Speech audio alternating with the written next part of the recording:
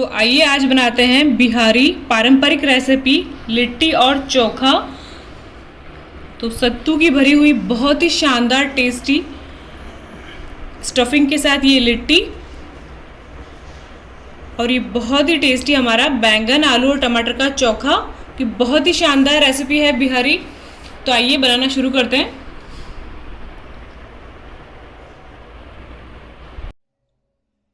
नमस्कार, मैं हूँ चंद्रकांता राजपुरोहित और आप सभी का एक बार फिर स्वागत करती हूँ अपने YouTube चैनल सीखिया किचन में। तो फिर हाजिर हूँ मैं एक नई रेसिपी के साथ और आज हम बना रहे हैं बिहार और झारखंड का बहुत ही प्रसिद्ध पारंपरिक रेसिपी लिट्टी और चोखा, जो कि बिहार में बहुत ही ज़्यादा फेमस है। तो बनाते हैं हम। ये बहुत ही हेल्दी है और टेस्टी भी है और बनाने में भी कुछ ज़्यादा मेहनत वाली बात नहीं है, झटपट बन जाता है। तो हमने सबसे पहले हम लिट्टी बनाने के लिए हमने ये गेहूं का आटा ले लिया है जिससे हम रोटी बनाते हैं। तो ये लगभग आधा किलो के करीब गेहूं का आटा है और गेहूं के आटे में हम डाल देते हैं टेस्ट के हिसाब से नमक। तो ये लगभग 1 चम्मच के करीब मैंने सॉल्ट डाल दिया है और ये 1 चम्मच है अजवाइन और चौथाई चम्मच के करीब है बेकिंग सोडा यानी कि मीठा सोडा। तो ये दोनों हम डाल देते हैं और अब इसमें हमको डालना है आटे में मोइन। मोइन डालने से क्या है कि जो आपकी लिट्टी है वो खस्ता बनेगी, बहुत ज़्यादा हार्ड नहीं बनेगी। तो ये मैंने मूंगफली का ऑयल ले लिया है, लगभग 2-2.5 टेबल स्पून के करीब है। चाहें तो आप इसमें घी भी डाल सकते हैं। तो एक बार ये सब कुछ हम इसमें मसाले मिक्स कर लेंगे हाथ से अच्छे तरीके से। और अब थोड़ा थोड़ा पानी डालते हुए लिट्टी के लिए हमें आटा तैयार करना है। तो आटा यहाँ पे बहुत ज़्यादा सख्त हम नहीं करेंगे, हार्ड अगर आप आटा लगाएंगे तो लिट्टी भी आपकी हार्ड बनेगी। आटा हमको लगाना है जिस तरीके से हम पराठों का आटा लगाते हैं, रोटी के आटे से थोड़ा सा हार्ड, उस टाइप का आटा हमको लगा के तैयार करना है। तो थोड़ा थोड़ा पानी डालते हुए आटा तैयार कर लेते हैं।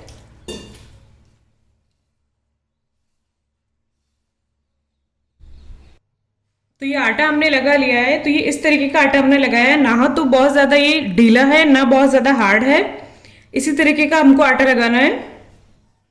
तो अब इसको हम ढक कर 5 मिनट के लिए साइड में रख देते हैं रेस्ट के लिए। आटा काफ़ी अच्छा तैयार हो जाएगा, तब तक हम इसके लिए स्टफिंग तैयार करते हैं।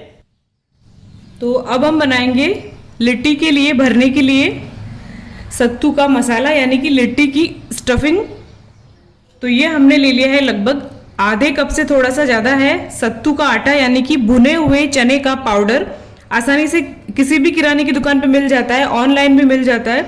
फिर भी अगर आपको नहीं मिलता है सत्तू तो फिर आप जो बेसन होता है, बेसन को हल्का सा कढ़ाई में डाल के भून ले धीमी आंच पर 3-4 मिनट के लिए। तो आपका ये सत्तू तैयार हो जाएगा। तो ये आधे कप सत्तू में हम मसाले मिलाएंगे। तो ये हमने ले लिया है चौथाई चम्मच के करीब हींग पाउडर और 1 चम्मच है ये अमचूर पाउडर और टेस्ट के हिसाब से हम नमक डाल देंगे। और ये है लगभग 8 से 10 कली लहसुन की कुटी हुई। एक छोटा सा टुकड़ा लगभग आधे 1 इंच के करीब अदरक का टुकड़ा है, अदरक को भी कूट लिया है। और ये 2 हरी मिर्च है, इसको हमने बिल्कुल बारीक बारीक से काट के तैयार कर लिया है। थोड़ा बारीक काटेंगे ताकि स्टफ करने में आसानी रहे।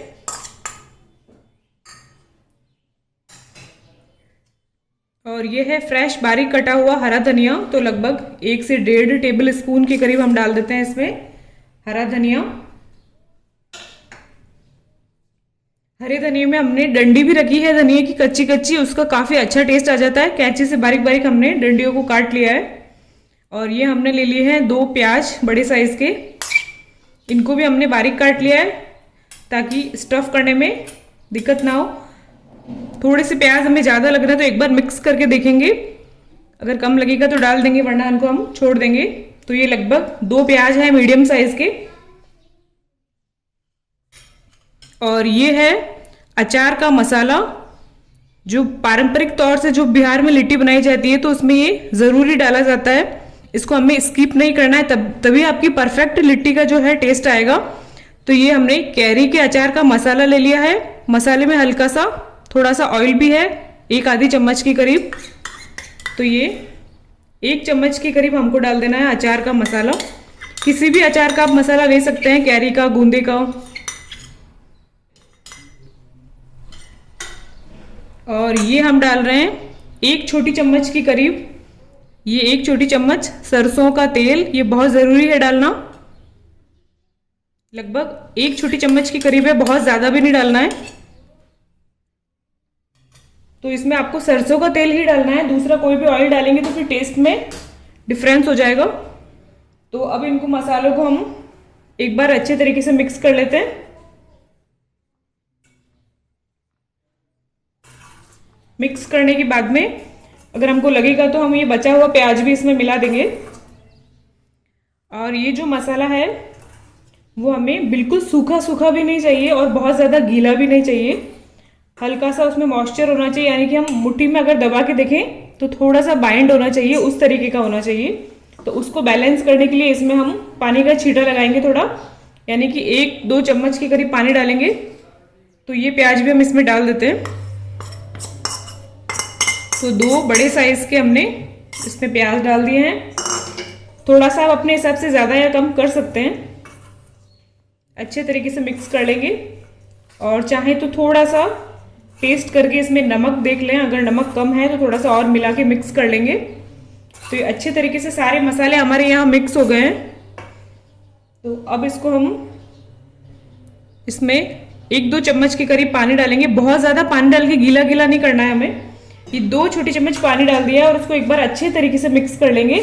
बस हल्का सा ये गीला हो जाए कि आसानी से बाइंड हो जाए और हमको बाटी में स्टफ करने में आसानी रहे, बस उतना ही इसको हमको गीला करना है। अच्छे तरीके से मिक्स कर लेते हैं एक बार। तो एक बार इनको हम हाथ से अच्छे तरीके से मिक्स कर लेते हैं। हाथ से मिक्स करेंगे तो ये बहुत ही अच्छे से मिक्स हो जाएगा। तो देखिए हाथ से मिक्स कर रहे हैं तो ये स्टफिंग बाइंड हो रही है, यानी कि बहुत ही आसानी से हम इसको स्टफ कर पाएंगे। तो अब इसमें पानी हमको नहीं डालना है, बिल्कुल 2 छोटी चम्मच पानी से ये अच्छे से बैलेंस हो गया है। तो इसको थोड़ा सा हमने टेस्ट किया है, तो इसमें सॉल्ट हमें कम लगा तो हमने इसमें 1/4 चम्मच के करीब सॉल्ट मिला लिया है। तो इसको एक बार थोड़ा सा टेस्ट ज़रूर कर लें, क्योंकि नमक और मिर्च अगर कम लगेगा तो फिर वो टेस्ट आपका अच्छा नहीं आएगा। तो अच्छी तरीके से एक बार हाथ से मिक्स कर लेते हैं, सारे मसाले अच्छे से मिक्स हो जाएं। तो ये स्टफिंग हमारी लिट्टी के लिए बिल्कुल रेडी है। अच्छे से हमने इसको मिक्स कर लिया है। तो ये इस तरीके की होनी चाहिए, ना बहुत ज़्यादा गीली और ना बहुत ज़्यादा सूखी सूखी, परफेक्ट है ये। और 5 मिनट में हमारा जो आटा है वो भी अच्छे तरीके से सेट हो गया है। तो इसको एक बार और हमने मुट्ठी लगा दी है ताकि थोड़ा स्मूथ हो जाए। तो अब हम लिट्टी को बनाना शुरू करते हैं। तो आटे में से हम थोड़ा सा आटा तोड़ लेंगे, लगभग ये हमने रोटी बनाते हैं, 1 रोटी के आटे से थोड़ा सा ज़्यादा हमने आटा ले लिया है।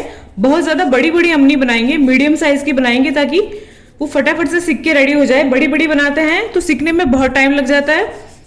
तो रोटी का पेड़ा बनाते हैं, उसी तरीके से हमने चिकना गोल पेड़ा बना के तैयार कर लिया है।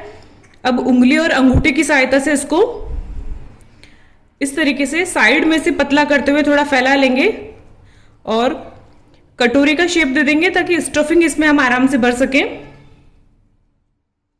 इस तरीके से। तो ये हमने इसको कटोरी का शेप दे दिया है और इसमें हम स्टफिंग भर लेते हैं। तो जितनी हम आसानी से हैंडल कर पाए उतनी हमको इसमें स्टफिंग भरनी है, लगभग 1 चम्मच 1.5 चम्मच के करीब। बहुत ज़्यादा भी इसमें हम दबा दबा के भी स्टफिंग भरने की ज़रूरत नहीं है, 1-1.5 चम्मच के करीब स्टफिंग इसमें काफ़ी है। तो ये लगभग हमने भर दी है इसमें ये 1 से 1.5 चम्मच स्टफिंग। और इसको हम अंगूठों की सहायता से स्टफिंग को थोड़ा सा दबा देंगे तो वो नीचे की तरफ हो जाएगा।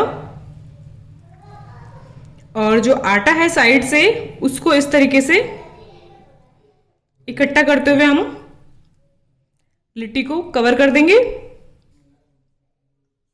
बहुत ही आसान है लिट्टी को स्टफ करना। तो ये इस तरीके से इसको दबा देते हैं अच्छे तरीके से ताकि ये खुले नहीं सिकते वक्त। एक्स्ट्रा जो थोड़ा बहुत आटा है तो वो निकाल लेते हैं और इसको इस तरीके से दबा देंगे और हाथ से थोड़ा सा फिर से हल्के हाथ से इसको थोड़ा सा गोल गोल घुमा लेते हैं ताकि वो अपना शेप ले ले।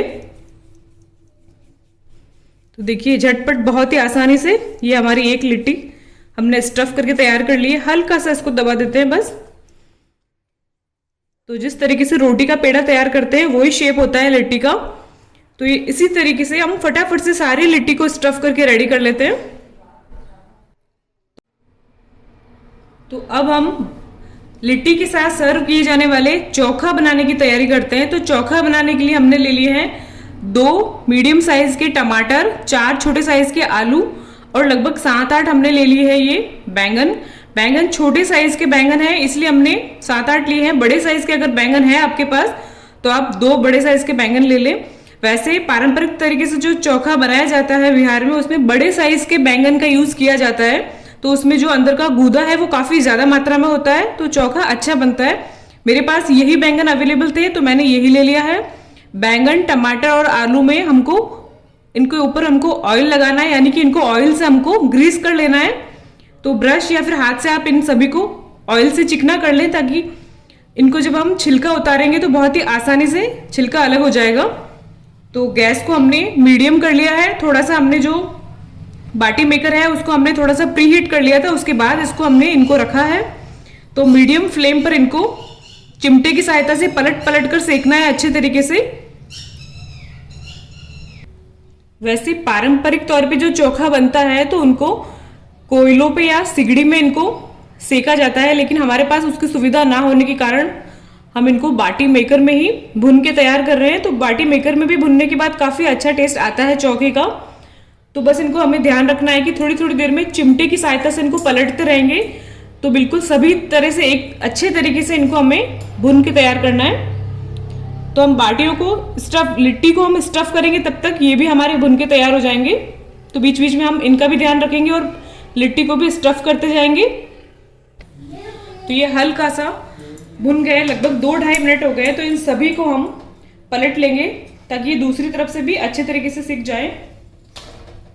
चिमटे की सहायता से या फिर हाथ से इनको हम पलट लेते हैं। आलूओं को भुनने में थोड़ा सा समय लगता है, बैंगन और टमाटर जल्दी ही भुन जाते हैं। तो इनको इसी तरीके से 3-4 मिनट के अंतराल में पलटते रहेंगे, घुमाते रहेंगे और इनको हम ढक देते हैं ताकि फटाफट से भुन जाएंगे। गैस को हम मीडियम रखेंगे। तो ये देखिए 5 मिनट हमने मीडियम फ्लेम पर इनको भुना है, तो ये काफी हद तक भुन के तैयार हो गए हैं। बैंगन काफी आसानी से भुन जाते हैं, तो ये बैंगन हमारे 80% भुन गए हैं। आलू में थोड़ा सा समय लग जाता है। टमाटर भी हमारे काफी हद तक भुन के तैयार हो गए हैं। इनको बस बीच बीच में इनको हमको पलटते जाना है ताकि सारी तरफ से अच्छे से भुन जाए। तो लगभग 2-2.5-3 मिनट हम इनको और भुन लेते हैं। तो ये देखिए 1 मिनट के बाद जो है हमारे बैंगन लगभग हो गए हैं, तो इनको हम निकाल लेते हैं।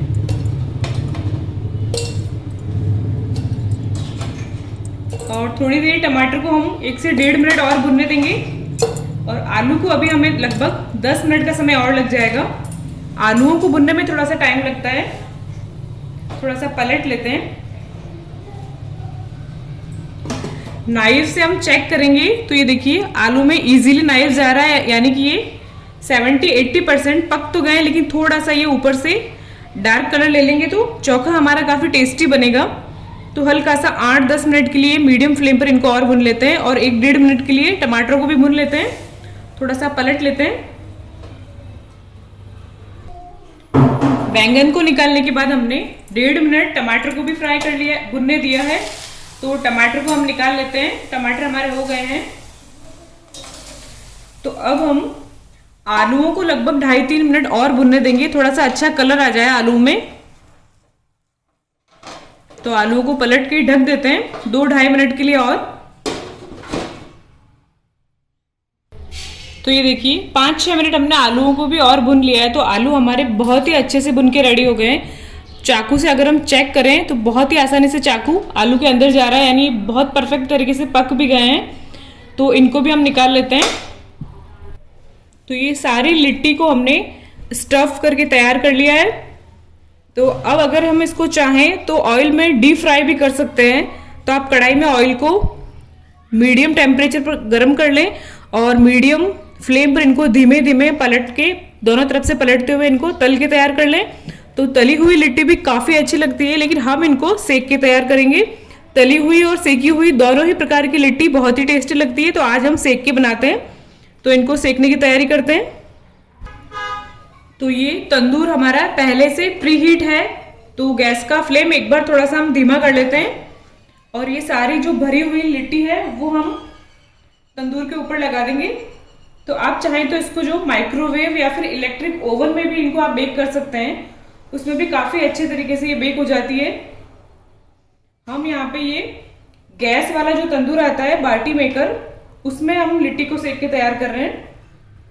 तो इन सभी को हम इसमें लगा देते हैं और एक बार इनको हम 5 से 7 मिनट खुले हुए ओवन में ही इनको पलट पलट के ऊपर से थोड़ा सा सेक लेंगे। अगर इसी वक्त अगर आप इनको कच्ची लिट्टी को लगाकर ढक्कन लगा देंगे तो फिर इनमें नमी हो जाएगी और नमी से ये फिर थोड़ी सी गीली हो जाएगी और सेकने में काफ़ी दिक्कत होगी। तो एक बार मीडियम गैस पर इनको ऊपर ऊपर से पलटते हुए थोड़ा सा सेक लेंगे।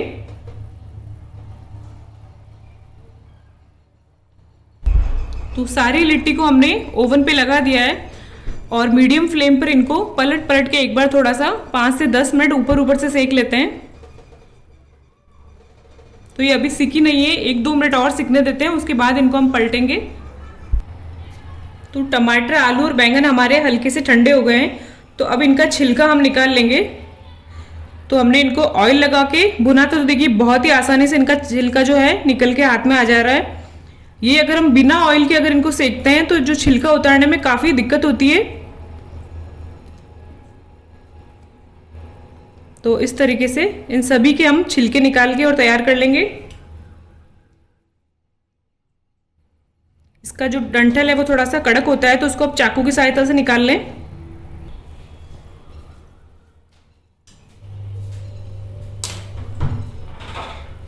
तो छिलका है वो इसका आप अच्छे तरीके से निकालें।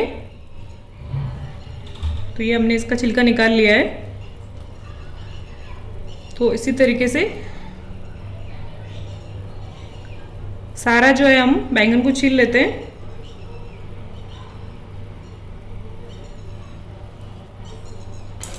तो वीडियो काफ़ी लंबा हो जाएगा, इसलिए मैं आपको एक टमाटर और एक आलू छील के दिखा देती हूँ।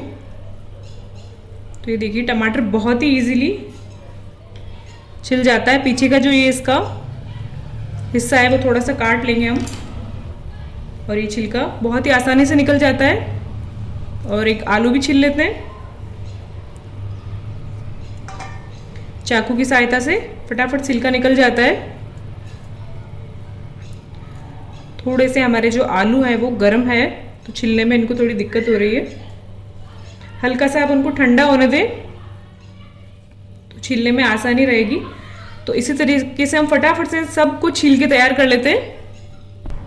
तो इन सभी को हमने छिलका निकाल लिया है। तो अब इनको अच्छे तरीके से मैश करना है, चाहे तो हाथ से कर ले या फिर इनको पाव भाजी मैशर है उससे भी कर सकते हैं। तो इस तरीके से अच्छे तरीके से इनको मैश करना है, सभी एकदम एक साथ हो जाने चाहिए।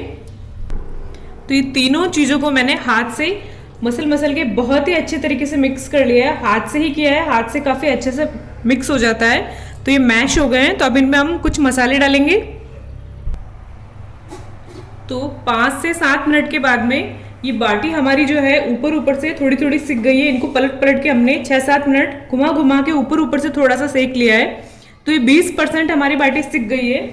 तो अब इनको हम ढक देंगे, ओवन पर हम ढक्कन लगा देंगे और गैस को मीडियम रखेंगे और मीडियम फ्लेम पर हम इसको सिकने देंगे और 2.5-3 मिनट के अंतराल में हम इनको ऊपर नीचे पलटते रहेंगे।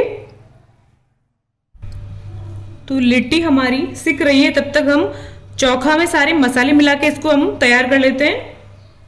तो ये मैश किए हुए चोखा में हम डाल रहे हैं 1 छोटी चम्मच सरसों का तेल। तो इसमें हमें सरसों का तेल ही डालना है। इसका जो असली पारंपरिक टेस्ट अगर आपको चाहिए तो इसमें आपको सरसों का तेल ही डालना है। सरसों का तेल हमने डाल दिया है और ये है टेस्ट के हिसाब से नमक डाल देना है। एक छोटा सा टुकड़ा हमने अदरक का लिया था, बिल्कुल छोटा सा टुकड़ा, उसको हमने कूट लिया है। और ये 1 टेबल स्पून बारीक कटा हुआ हरा धनिया है। हरा धनिया आप फ्रेश लेंगे तो ज़्यादा अच्छा होगा। मेरे पास थोड़ा सा फ्रेश धनिया नहीं था, फ्रिज में रखा हुआ था 2-3 दिन पुराना, तो वही मैंने लिया है। आप फ्रेश लेंगे तो ज़्यादा बेहतर होगा। तो ये अदरक, नमक और हमने हरा धनिया इसमें डाल दिया है। और ये है एक बारीक कटी हुई हरी मिर्च, तो इसको बिल्कुल बारीक बारीक हमको काटना है। और एक प्याज है बड़े साइज का, उसको भी हमने थोड़ा बारीक काटा है, तो ये भी हम इसमें मिला देते हैं। और ये है आधा नींबू, तो ये हम इसमें निचोड़ लेते हैं। तो नींबू हमने इसमें निचोड़ लिया है। अब अच्छे तरीके से हम चोखा को मिक्स कर लेंगे, और अच्छे तरीके से मिक्स करने के बाद हम थोड़ा सा टेस्ट करके देखेंगे। अगर इसमें हमें नमक की कमी लगेगी तो हम थोड़ा सा नमक मिला लेंगे, चौथाई चम्मच के करीब। और हल्का सा खट्टापन आपको ज़्यादा पसंद है तो आप आधा नींबू इसमें और निचोड़ लें। एक बार अच्छे तरीके से मिक्स करना है पहले। ये बहुत ही शानदार चोखे में से जो है खुशबू आनी शुरू हो गई है। तो चोखा को हमने बहुत ही अच्छे तरीके से मिक्स कर लिया है और हल्का सा टेस्ट कर लिया है, तो इसमें खटाई बिल्कुल परफेक्ट है। थोड़ा सा सॉल्ट मुझे कम लगा तो मैंने 1-2 चुटकी भर सॉल्ट इसमें मिला लिया है। तीखापन भी अगर आपको ज़्यादा चाहिए तो इसमें 1 हरी मिर्च बारीक बारीक काट के आप और मिला लें, तो थोड़ा तीखा हो जाएगा। तो ये चोखा हमारा लिट्टी के साथ सर्व करने के लिए बिल्कुल रेडी है। तो ये लिट्टी भी हमारी 50% सिक के तैयार हो गई है। ये लगभग इसको सिकते हुए हमारे 10 से 12 मिनट हो गए। मीडियम फ्लेम पर हमने इसको बीच बीच में 2.5-3 मिनट के अंतराल में ढक्कन हटा के पलट पलट कर इनको हमने सेका है। तो 10 से 12 मिनट इनको हम और सेकेंगे मीडियम फ्लेम पर, तो ये बिल्कुल अच्छे तरीके से पक जाएगी। तो बीच में जो है आंच ज़्यादा अच्छी होती है, तो बीच वाली बाटियाँ जल्दी सिकती है। तो बीच वाली बाटियों को सिकने के बाद हमने साइड पे रख दिया है, और जो नहीं सिकी उनको हमने बीच में रख दिया है ताकि ये भी बराबर से सिक जाए। तो दोबारा से इनको हम ढक देते हैं। सभी को हमने पलट लिया है और 10-12 मिनट के लिए इसी तरीके से बीच में 1-2 बार इनको पलटते हुए चेक करते हुए सेक लेते हैं। तो ये हमारी लिट्टी को सिकते हुए लगभग 25 से 30 मिनट हो गए हैं। मीडियम फ्लेम पर हमने इनको पलट पलट कर सेका है।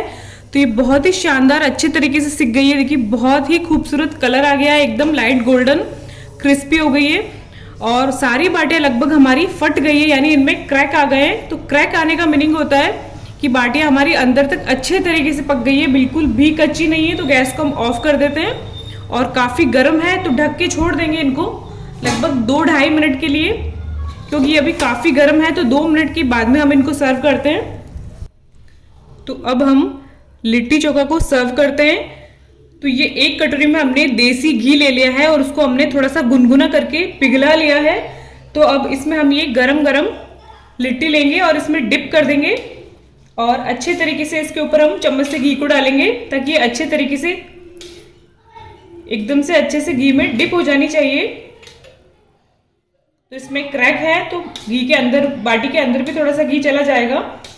और इस तरीके से डिप करने के बाद इसको हम सर्विंग प्लेट में रख देंगे।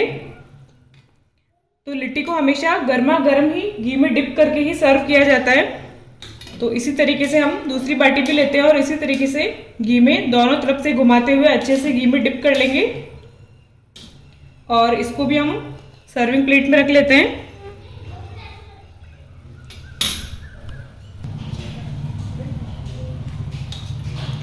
और बाटी के साथ हमने मूंग और चना दाल तड़के वाली और चोखा सर्व किया है, और साथ में हमने ली है एक हरी मिर्च। तो ये इसका बहुत ही शानदार लाजवाब कॉम्बिनेशन है।